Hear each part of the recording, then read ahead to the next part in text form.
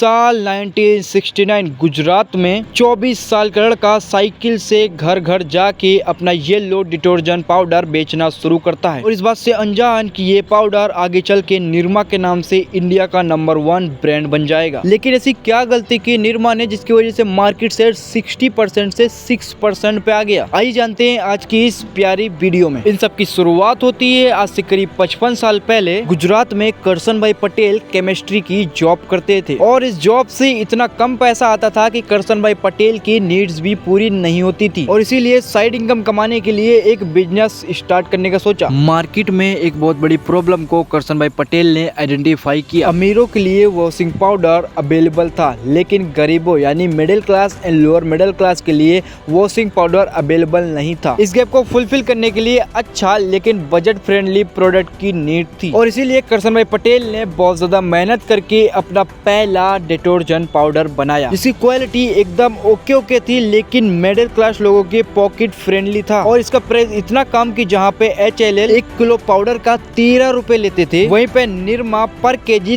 3 रुपए में अवेलेबल हो जाता था। इसीलिए गुजरात में निरमा लोगों को बहुत ज्यादा पसंद आने लगा। लेकिन करसन भाई पटेल जानते थे मुझे पूरे गुजरात में अपना निरमा वॉशिंग पाउडर बेचना है तो एड का सहारा लेना ही पड़ेगा। तो करसन भाई पटेल ने उस टाइम पे रेडियो एड्स का सहारा लिया। पहला वायरल जिंगल बनाया सबकी पसंद निरमा जो कि बहुत ज्यादा सक्सेसफुल जिंगल था, हर कस्टमर को याद भी रह गया। लेकिन यहाँ पे एक बहुत बड़ी प्रॉब्लम थी, दुकानदार निरमा को अपनी दुकान पे नहीं रखते थे बिकॉज उनको लगता था निरमा पाउडर किसी को भी नीड नहीं है। और इस प्रॉब्लम को सॉल्व करने के लिए करसन भाई पटेल ने बहुत अच्छी स्ट्रेटजी अपनाई। कुछ फीमेल को हायर किया एंड दुकान पे भेजा निरमा लाने के लिए। दुकानदार के पास निरमा ना होने की वजह से दुकानदार के कस्टमर्स वापस जाने लगे खाली हाथ और फिर दुकानदार को महसूस हुआ कि मेरा तो लॉस हो रहा है निरमा पाउडर ना रखने की वजह से। उसके बाद दुकानदार निरमा पाउडर को अपनी दुकान पे रखने लगे इजीली और इसके बाद 1982 में पहला टीवी एड बनाया गया निरमा का।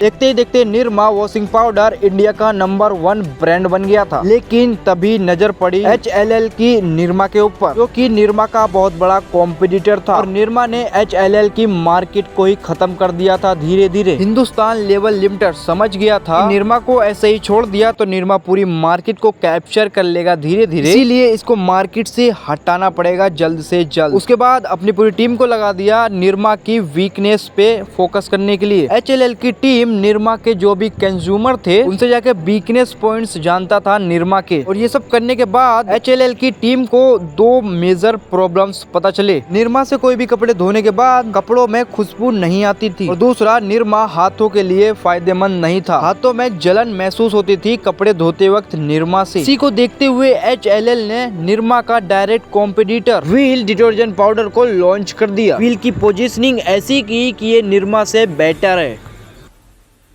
और एक ऐड भी बनाया कि हर सस्ती चीज अच्छी नहीं होती और रिंग के वजह से निरमा का मार्केट सेट 60% से केवल 40% रह गया। निरमा और HLL की फाइट हो रही थी लेकिन यूपी में 2 लोग नया पाउडर बनाने की सोच रहे थे और उस पाउडर का नाम घड़ी डिटर्जेंट था जिसको 2 भाइयों ने मिलकर के बनाया था और घड़ी ने ही सेम टू सेम निरमा की स्ट्रेटजी अपनाई और अफोर्डेबल प्राइस पे एक अच्छी क्वालिटी घड़ी ने दी। इसी की वजह से घड़ी ने बहुत तेजी से मार्केट को कैप्चर करना शुरू कर दिया और व्हील को एंड निरमा को भी पीछे छोड़ दिया रेवेन्यू के मामले में। घड़ी ने जब इन दोनों की फाइट हो रही थी तभी अपना धीरे धीरे मामला सेट कर लिया और निरमा ब्रांड अपना डिटर्जेंट पाउडर पे फोकस ना करके दूसरे प्रोडक्ट्स पे फोकस करने लगा। साबुन, शैम्पू, कोलगेट ऐसे बहुत सारे प्रोडक्ट्स बनाना स्टार्ट कर दिया और अपना प्रीमियम डिटर्जेंट पाउडर भी बनाया निरमा ब्लू नाम से। लेकिन मार्केट में किसी ने भी पसंद नहीं किया निरमा ब्लू को क्योंकि निरमा को गरीब लोग पसंद करते थे। लेकिन निरमा ने प्रीमियम सेगमेंट में घुस करके अपनी सिचुएशन को और भी ज्यादा खराब कर लिया। निरमा ने बहुत सारी गलती की जिसकी वजह से निरमा ब्रांड आज के टाइम पे फेल है। लेकिन निरमा के फाउंडर करसन भाई पटेल ने अलग अलग सेक्टर में काम करके अपनी वेल्थ ऑलमोस्ट $5 बिलियन